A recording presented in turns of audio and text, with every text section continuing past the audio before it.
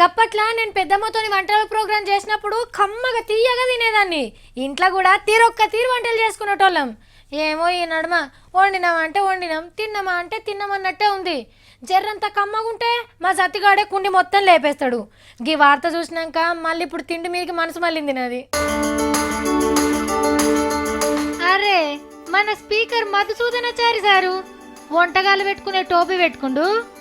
అబ్బా రాయలేదని కొబ్బరికాయ మీద కొబ్బరికాయ పెట్టి కొడుతుండు. ఇంకోటి సార్ వలుగుతుంది.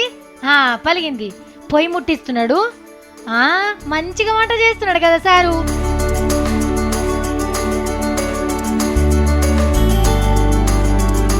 ఏ కెమెరా దగ్గరకు పెట్టన్నా ఏం కూర వండుతున్నాడో చూద్దాం. దీన్ని పాస్తా అంటారట. సికింద్రాబాద్ లా ఒక వంటలండే కాలేజీలా ఇట్లా గంటెగల పెట్టిండు స్పీకర్ సార్.